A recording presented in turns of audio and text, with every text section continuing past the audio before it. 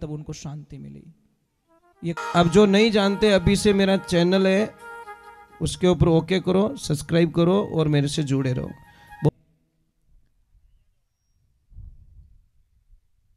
सत्संग में 3 प्रकार के लोग आते हैं।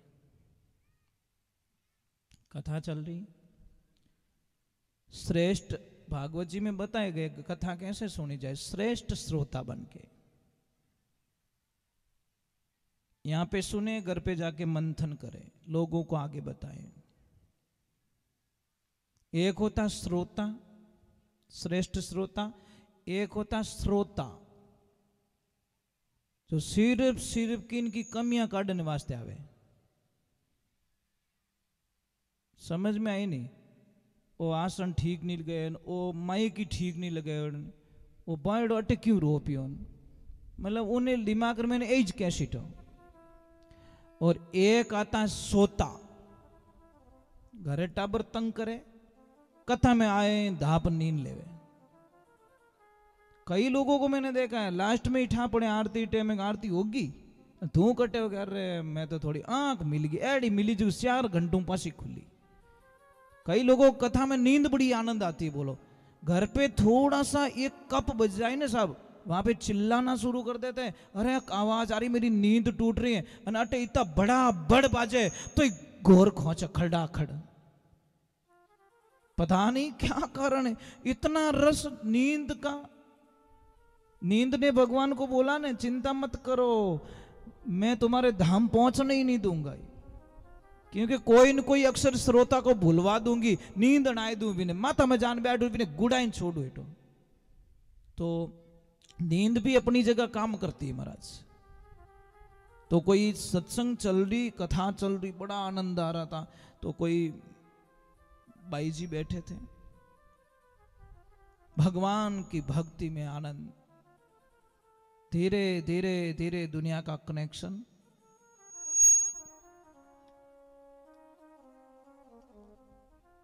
कथा में, और जैसी खड़ी हुई नाचने लगी, और साहब ऐसी नाची, ससुराल था वहां पे, आई तो घूंघट में, अपन ऐसी नाची कि ओढ़नी थी वो गिर गई नीचे, उगड़े माथे होगी। और जैसी उगड़े माथे हुई, बिना ससुर जी बटी बैठा, बे ओळख ली कि राम राम राम राम। आते मारे भवरिया रे भूए पान की, आठ कहीं करे। बासा ने इतो गुस्सो आयो महाराज, पण गुस्सा ने थोड़ा कंट्रोल राख्यो। कर यहाँ पे बोलूंगा तो मेरी बेइज्जती हो जाएगी, तुम्हारी बहू तो उगाड़े माते नाचे जो ठाई को नहीं, तो पंचायतिया करता फिरो, मैं तो मानी जीवड़ो पंच हूं। थोड़ी देर का बक्कल ढीला था, वो ही खुल गया, बाल बिखर गए, ओरिजिनल रूप में आ गई वो। भगवान की ऐसी लीला हुई। बाई वो नीचे बैठी, पण एक बात तो ध्यान रखो महाराज, मैंने पहले ही बोल दिया कि दीवार पे एक बहुत बड़े अक्षरों में लिख दो, डेली उसको पढ़ सको, LK, लोग क्या कहेंगे। लोग थोड़ा बिल नहीं भरे, ध्यान रखो। लोग थोड़े घरे टिप्पण नहीं पहुंचावे, लोग थोड़ा खर्चा नहीं उठावे, ध्यान रखो। लोग क्या कहेंगे, इसके चक्कर में हम भगवान की भक्ति नहीं छोड़ सकते हैं। लोगों ने हमको अच्छा कब कहा भाई, हम भी कथा करते तो हमको भी बोलते ये तो पैया वास्ते रोता फिरे। दाग तो हमारे भी लगा हुआ है, नहीं इसमें कोई शंका ही नहीं है। जो नेगेटिविटी सोचता वो यही करता, पर ये लोगों को पता नहीं है कि मैंने पहले ही बोल दिया कि मैं पैसों के लिए कथा करने वाला व्यक्ति नहीं हूं। पैसों के लिए मेरे जीवन को मैं बर्बाद नहीं करना चाहता साहब। मेरी जिंदगी में 2 ही चीज रह सकती है, या तो पैसा रहेगा या फिर वो परमात्मा रहेगा। दोनों का अक्षर पहला वो ही है, और मैं पहले अक्षर उसको नहीं छोड़ना चाहता। और मैंने एक लाइन सीख गई है महाराज, एक लाइन सीखा हुआ हूं मैं। कारण क्या है कि मैं उस स्थिति में गुजर चुका हूं, इसलिए मैंने एक लाइन सीखी हुई है, हरे जब पैसा हमारे पास में था तो चाहने वाले लाखों थे, आज पैसा हमारे पास नहीं, चाहने वाला कोई नहीं, दुनिया में इशारे मतलब के यहाँ पे किसी का कोई नहीं। ये लाइन सीख चुका हूं, इसलिए मैं परवाह नहीं करता कि कौन मुझे किस पोजीशन में देखेगा, मुझे पता नहीं, वो मेरा हरि है ना, भगवान है। क्योंकि मैं सबसे झूठ बोल सकता हूं, अपने आप से झूठ नहीं बोल सकता। ये बात का ध्यान रखें। और आप वहां पे जो आए उनको पता ही है कि सच क्या है। तो महाराज अब वो बाई नाची, उनके ससुर जी को इतना गुस्सा आ गया कि गुस्से से लाल हो गए, पर बोले कुछ भी नहीं कि मारे हमें दूसरी बीदड़ी लाऊं, जाने कोई चाइना री आइटम रह जू। महाराज आजकल रिश्ते की कोई गारंटी नहीं है, निभ जाए तो ठीक, नहीं तो कर्म फुटोड़ा है ही है। पता नहीं क्या हो गया हम लोगों को, क्या हो गया, हम रिश्ते में इतने कमजोर कैसे हो गए सब। और दुनिया की रीत देखना, कोई भी माता बहन जब सत्संग में नाचती है ना, कथा में नाचती है ना, तो लोग कहीं कहीं तो बावड़ी होगी। मीराबाई को भी बोला था, मीराबाई को क्या बोले, अरे घर रे लोग मने बावड़ी बतावे, संगरी सहेल्या मां परे आंगली उठावे, अरे हसी रे उड़ावे रे नैना टाबरिया रे मीरा बनी रे जोगणिया। छोटे छोटे बच्चे उसकी हंसी उड़ा रहे, पर वो तो हरी रंग में रंग। अब महाराज भगवान की कृपा हुई, कोई भी देवी जब सत्संग में नाचती है तो कहते बावड़ी होगी, और डीजे माते नाचे जने, वाह वाह, कहीं के वाह क्या स्टाइल है, ये थारी भली रेवे थारी, सब तो धूड़ो उड़ाए दियो, अटे स्टाइल होगी। महाराज डीजे पे भी गंदे गाने नहीं बजने चाहिए, सुधारा नहीं होगा साहब।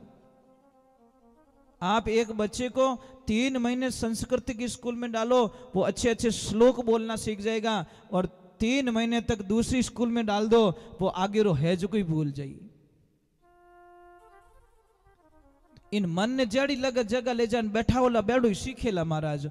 ये मन की मन और पानी दोनों अधोगति में जाते, नीचे की तरफ ज्यादा जाते, गंदे कामों में ज्यादा जाते, अधोगति मतलब नीचे। पानी को ऊपर चढ़ाना है तो मोटर लगाओ, पाइप लगाओ, स्विच लगाओ, पानी ऊपर चढ़ जाएगा। और मन को ऊपर लगा चढ़ाना है, ये माला लीजिए और गुरु मंत्र का धारण कीजिए। गुरु मंत्र इस मन को यहां तक पहुंचा सकता है। यहां से रवाना होगा, यहां आएगा, यहां आएगा, यहां करते करते यहां पहुंच पाएगा। अब भगवान की लीला हुई, जैसी वो नीचे बैठी, गुरु महाराज ने पूछा सत्संग कैसी लगी। गुरुजी बहुत अच्छी, बहुत अच्छी, बहुत अच्छी। तो बताओ बेटा आपकी उम्र कितनी हुई? कि गुरुदेव मेरी उम्र 16 साल। वो दादाजी ने बोला ये तो पागल हो गई सच में, इसकी उम्र तो 27-28 साल है। और ये 16 साल बताई, तेरे पतिदेव की उम्र बताओ। कि मेरे पतिदेव की उम्र 8 साल है। हमें उन्हें सरसू जी के इन पागल ने कौन रखे? ये तो उल्टी उल्टी बोले। तेरी सासू मां कितनी साल की? मेरी सासू मां 3 साल की। दिमाग खराब होगा कि नहीं होगा? कि तेरे ससुर जी कि मारा ससुर जी जलमिया इसको नहीं। हमें बासा कही और इन घर में राखी व्यर्थे। बासा गया घरे, कितो नुकसान कर दियो। वो बाई गई और बोला कि क्या हुआ? कि कुछ नहीं हुआ, या तो थारो आ बिदनी घर में रहे या पछे मैं रहूं। आ डोकरी के कहीं रियो के आ झूठ घना बोले। आज पकड़ी जी सत्संग रे माने मैं ध्यान राखी ठाई को नहीं पापा एवड़ा मैं ध्यान रख रहा था एक एक शब्दों का। अरे आ नाची ओढ़नो पड़ियो की को नहीं, बकल टूटो की को नहीं हो जाता है। उसमें मेरी नाराजगी नहीं, अपनी झूठ बोली नहीं, वो मुझे पसंद नहीं आया। वो भी भगवान की कथा में, भागवत चल रही, वहां कथा में झूठ बोल के आई। तो वह लड़की बोला, पापा मेरी जिंदगी में एक भी झूठ मैंने कभी नहीं बोला है, मुझे बताओ मैंने कहाँ झूठ बोला। कि तू नाची, हाँ। ओढ़नो नीचो पड़ियो, कि हाँ। तो गुरुदेवता ने उम्र पूछी कि हाँ। तो कितनी बताई? तू बताई 16 साल, जबकि तेरी उम्र 27 साल है, और तेरे पति की उम्र 32 साल है, तू बता रही है 8 साल का। और आ डोकरी 60 साल की, तू के 1.5 फुट की 3 साल की। और अटे 1 2 3 आई एम फ्री। मारो तो पत्तो ही काट लियो। जने वा डोकरी कहो कि आ झूठ कोनी बोली। अरे इन्हें गुरुदेव री दीक्षा लियो ने 16 वर्ष हो गया। भाई स्कूल में गया ही कोनी, टीसी लेवन जाओ कोई देगा क्या? कभी स्कूल में गए नहीं आप, अन क्या टीसी लाओ, बट कागज ला बीड़न, कोई टीसी नहीं मिलेगी, तेरा नाम ही नहीं बोल रहा अंदर। तो गुरु दीक्षा लिया ने 16 वर्ष हुआ, और डोकरी के थोड़ा बेटा ने यहाँ भक्ति में जीव लगायो। हमेशा सत्संग माने जबरदस्ती ले जाती, हालो पतिदेव मने भजन सुनना है, मने भजन सुनना, मैं भजन के बिना नहीं रह सकती। और थोड़ा बेटा ने सुगरो कर दियो। 8 साल हो गया, उन्हीं गुरु भक्ति में लगाए दियो, भगवान की तपस्या में लगाए दियो। जने आपनो कहनो माने बेटो, पहली मान तो ही को नहीं, हमें घणो ही माने, हमेशा तड़ेम करे, हमेशा अपनी सेवा करे। पानी मांगो तो पानी लेने उबो रहेवे, कोई चीज मांगो तो लाइन देवे। ये 8 साल भी कितो फर्क पड़ियो? कि हाँ फर्क तो पड़ियो। डोकरी के 3 साल भी मने ही माडणी ले जाने इन धर्म रे रास्ते आ चलाई दी। इन्हीं वास्ते मैं भी गुरुमुखी होगी। और था तो वगरनाथ रो बड़द हाल है जूझ फिरो। वगरनाथ रो बड़द कौन है? मन है। ये मनवा थने किण विधि के समझाऊं? अरे घोड़ो हो तो लगाम लगाऊं, ऊपर झीण कसाऊं, हो यसवार थारे ऊपर बैठू चाबुक दे समझाऊं, मनवा थने किण विधि के समझाऊं। एक ध्यान रखना, जब तक आपके जीवन में गुरु नहीं है तब तक जीवन शुरू नहीं है। ये जिंदगी में ध्यान रखना। गुरु बड़े परमार्थी होते, दूसरों के लिए जिंदा रहते हैं। हम कोई भी शास्त्र में अच्छी बात पढ़ते हैं, आप लोगों तक शेयर करते हैं। क्यों करते? हो सकता है 1000 में से 999 को वो चीज काम नहीं आएगी, पर एक को तो काम आएगी, किसी एक को तो काम आ जाएगी। और साहब यहाँ पे जो पहुंचाऊं ना, ये सत्संग की कृपा से पहुंचाऊं मैं।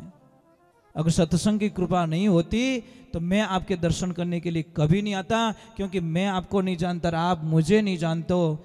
मेरी सत्संग कहाँ पे देखी आपने? मोबाइल पे देखी, आप लोगों को अच्छी लगी और आपने मेरे से कांटेक्ट किया, और कांटेक्ट करने के बाद में मुझे निमंत्रण दिया और मैं आपके दर्शन करने के लिए यहाँ तक पहुँच गया। ये सत्संग का जागा मारा भाग पुरबला शुक्र। राधे राधे। हाँ ले जा थारा वालों, तू ले जा। ये 3 ही आए, 3 कैमरा बेच दिया है। ओके ओ मारो, बोके ओ मारो, ओके ओ मारो। हाँ ले जा भाई, ले जा। उबो क्यों? ए कलाकार बनी बेटा, ए बेटा नीचे भेजो, नीचे। ए फटफटिया, वो अभी उठाए दे तो फिर ठीक है, बच गया। चलो थोड़ा भगवान के गुणगान करते हैं। बोलिए श्री भगवान की, माता पिता गुरुदेव की। और मैं वंदन कर रहा हूँ जो भी यूट्यूब के माध्यम से चैनल पे देख रहे हैं, उनको भी मेरा कोटि कोटि प्रणाम।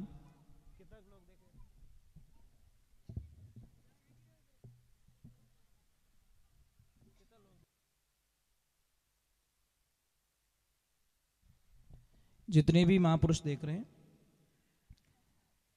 आप जुड़े रहिए। मैं आपको कुछ न कुछ बहुत अच्छी राज की बात बताने वाला हूँ। चलो एक बार जयकारा करते हैं श्री भगवान के चरणों में। तो यहाँ पे भागवत जी में एक शब्द का प्रयोग किया गया, सत्यम धीमहि। सत्य ही तप है, सत्य ही जप है, और सत्य ही ईश्वर है। एक ध्यान रखना। तो बहुत ही ये एक छोटी सी बात है महाराज।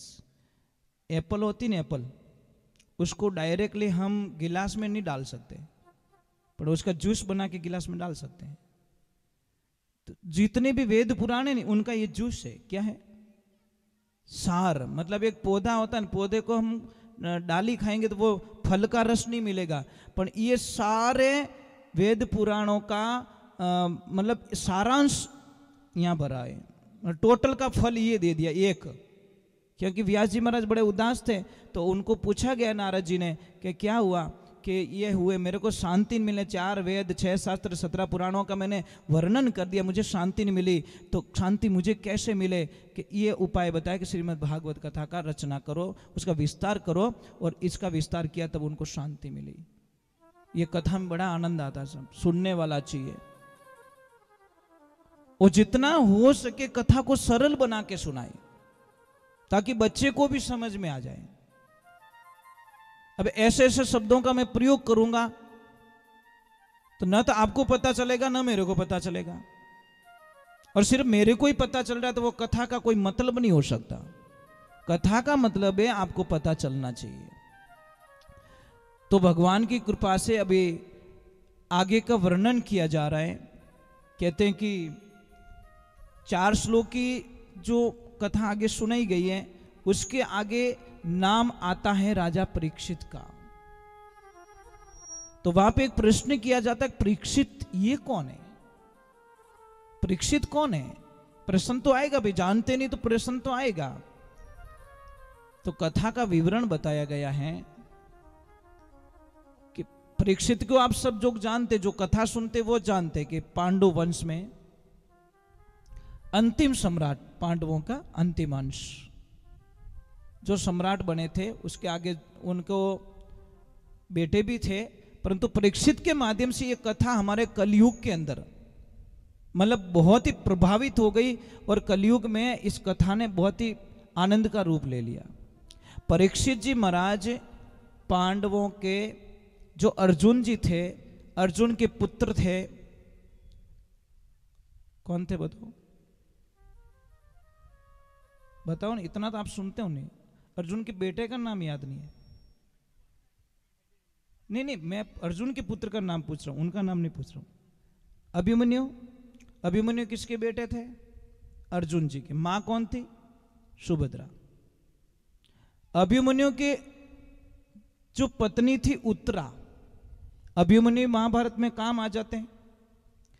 तब उत्तरा गर्भवती थी, और गर्भवती थी और उनके गर्भ में महाराज परीक्षित जी पल रहे थे। आपको पता है कि जब अश्वत्थामा को पता चला कि पांडवों का एक अंश पल रहा है उत्तरा के गर्भ में, तो उसने ब्रह्मास्त्र छोड़ दिया था महाराज, उत्तरा के गर्भ को नष्ट करने के लिए, कि मैं पांडवों का बीज ही खत्म कर दूंगा, ना रहेगा बांस न बजेगी बांसुरी। तो उत्तरा के गर्भ में भगवान ने परीक्षित की रक्षा की। जब महाराज परीक्षित का जन्म होता है ना, तो साहब वो बालक पालोथी मार के बैठता और सबको घूर घूर के देख रहा है। तो सबको अचंभा हुआ, ये बच्चा क्यों घूर रहा? सबको आपकी तरफ देखे तो एक टक देखे ही जा रहा है, इनकी तरफ देखा तो एक टक देखे, सबको देख रहा, घूर घूर के देख रहा है। ये बात अच्छी नहीं लगी। कुंता जी ने बोला कि ये क्या है? महाराज जी वशिष्ठ जी को बोला कि ये क्या है? ये बच्चा सबको घूरता जा रहा है। तब जाके व्यास जी ने ध्यान लगाया कि ये इसलिए घूर रहा है कि मुझे गर्भ में बचाया किसने, मैं उनको देखना चाहता हूं। कौन है वो जिन्होंने मुझे गर्भ के अंदर मेरी रक्षा की? तब मेरे हरि नारायण कृष्ण आ गए। आते ही उन्होंने हाँ, यही थे गर्भ में जिन्होंने मेरी रक्षा की, परीक्षा की, इसलिए उनका नाम पड़ा परीक्षित। नाम क्या पड़ा? सबकी परीक्षा ली, इसलिए परीक्षित नाम पड़ा। और जब योग देखा गया तो उनको बताया गया पहले ही कि ये बहुत बड़ा राज्य फैलाएगा। राज्य फैलाने के बाद में कोई ऋषि का अपमान किया जाएगा इनके माध्यम से, और अपमान होने के कारण इनको श्राप मिल जाएगा, और श्राप होने के कारण आगे की लीला चलती रहेगी। श्राप के पीछे भी कोई राज होता है सब। अब भगवान की कृपा होती है। परीक्षित जी महाराज आनंद से राज कर रहे हैं, आनंद हो रहा है। एक दिन विश्व विजय के लिए निकले, और जैसे ही निकले आगे एक बैल देखा। बैल के 3 पैर कटे हुए, एक पैर था। उसको पूछा कौन है? कि मैं धर्म हूं। और जैसे आगे देखा तो कलयुग का रूप के अंदर प्रकट होके बोला कि मैं कलयुग। तो उन्होंने बोला कि तेरी कोई जरूरत नहीं, यहां पे तू वापस चला जा, मेरे राज में मेरे जीते जी तेरी यहां पे एंट्री नहीं हो सकती। क्योंकि जब पांडव चले गए थे, उनको पता चल गया था कि कृष्ण भगवान ने द्वारका से संदेश भेज दिया है कि अब मैं मेरे लोक को जा रहा हूं और पांडवों आप भी चले जाओ, समय विकराल आने वाला है। संदेश पहले ही दे दिया, क्योंकि अर्जुन जी को पहले ही ये उत्तर दे चुके थे भगवान श्री कृष्ण। अर्जुन जी रास्ते रास्ते जा रहे हैं तो रास्ते में देखा एक कुआं खुदा हुआ। कितना? एक कुआं, और 6 गांव की सप्लाई उस कुएं से हो रही थी। 6 गांव के लोग पानी पी रहे थे। जब उसी मार्ग से वापस आए महाराज, क्या दृश्य होता है। 6 गांव में 6 कुएं खुद गए, पर एक गांव को पानी नहीं मिल पा रहा है। अर्जुन जी ने प्रश्न कर दिया कि प्रभु मैंने ये क्या राज देखा प्रभु, गया एक कुआं 6 गांव को पानी सप्लाई कर रहा है और 6 कुएं मिलके एक गांव की सप्लाई नहीं कर पा रहे हैं। क्या देखा मैंने? भगवान श्री कृष्ण ने मुस्कुरा के जवाब दिया, पांडवों कलयुग, ये कलयुग के निशान आने लग गए, उनकी छाया पड़ने लग गई है। इससे पहले वो छाया तुम्हारे पे पड़े, उससे पहले इस शरीर को ब्रह्मांड से छोड़ दो। तो कैसे कि कलयुग में देखना, और सत्य है वो बातें कभी झूठी नहीं हुई, कलयुग में एक बाप के अगर 6 बेटे हैं तो बाप की इतनी ताकत बताइए साहब कि वो 6 बेटों को पढ़ा देगा, उनको खाना खिला देगा, उनके कपड़े लाके दे देगा, 6 की शादी करवा देगा। पर कलयुग में 6 बेटों की औकात नहीं है जो एक बाप का पेट भर सके। ये कलयुग के निशान है महाराज।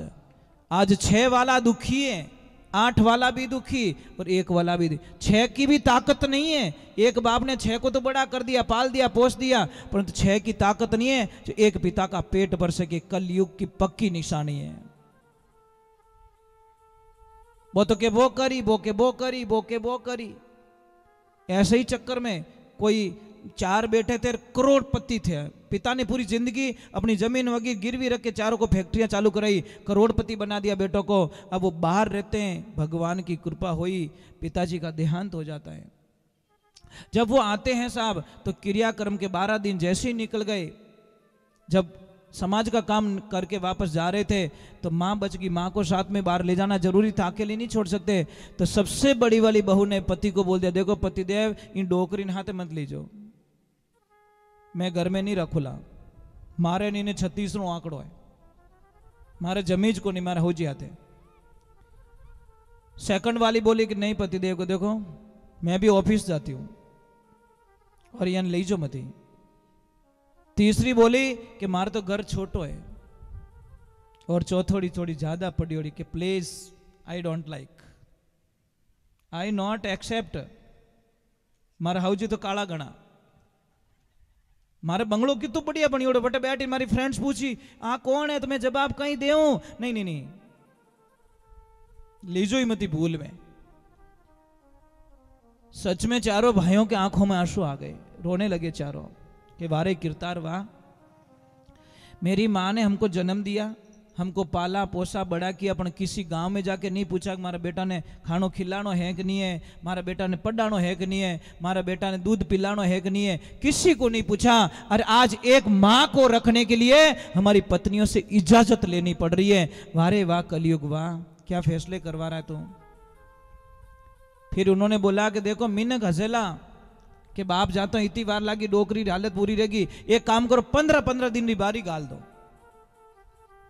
तो सबने बोला कोई बात नहीं, 15-15 दिन के लिए हम रखेंगे, कोई दिक्कत नहीं है। और जैसे ही 15वां दिन होता, 16वें दिन सुबह सासू मां बोलती पानी कि नहीं दिन की हो 16वो आगलो घर, अरे मुंडो तो धोवाई दे, नहीं एक लोटो पानी बिगड़ जाओ आगे। एक दिन महाराज संजोग माता जी कहीं मंदिर पे बैठे, एक आदमी आता है, बोला माँ प्रसाद ले लो। बोले नहीं बेटा आज मेरा उपवास है। क्यों माँ आज कहनो उपास के बेटा आज 31 तारीख है कि मैया तारीखों में तो कोई एकाशणो रखे कि बेटा मुझे रखना पड़ता है। जीण महीना में 30 दिन होवे तो एकासणो राखनी कोई जरूरत नहीं, मिल जाए थोड़ो बहुत ही मिल जावे, पण जीण महीना में एक दिन बत्तो रेवे ने उन दिन मने पूरो दिन खानो नहीं मिले। इन वास्ते मैं एकासणो राखूर मंदिर चली आती हूँ, क्योंकि मुझे पता है कोई देने वाला नहीं है, सब 15 दिन के काउंट में बैठे हैं। तो मैं एक प्रार्थना करता हूं, जो बहू सास ससुर की अच्छी पूजा करेगी, अच्छी सेवा करेगी, मैं अभी आपको नहीं बोलूंगा मैं उस बहू को क्या देके जाने वाला हूं, आप कल्पना नहीं कर सकते। उसकी जिंदगी में इतनी अपार खुशियां देंगे जो वो कभी कल्पना भी नहीं कर सकती। मुझे वो बहू चाहिए जो अपने सास ससुर को भगवान मान के पूजा करे बस। अब देखते हैं लास्ट में कौन कौन ऐसी देवियां लिस्ट बना के आती हैं, देखते हैं। झूठी लिस्ट मार कर मत ले जाओ, पहले ही कदू जो हाउ हो रहा आटा काटे वो तो मुंडो ही मत बताई जाओ, जरूरत भी नहीं है साहब, उसकी क्या जरूरत है हमको। पानी बिलोवणो क्यों करूं अने हुकोड़ा ठूटा ने क्यों पानी पाऊं, लीलू तो होवन वालों है को नहीं। पर जो सच्चे मन से सास ससुर को नहीं सताती है, सास ससुर की दिल से सेवा करती हैं, महाराज हमारी भी तपस्या का थोड़ा फल देख लेना।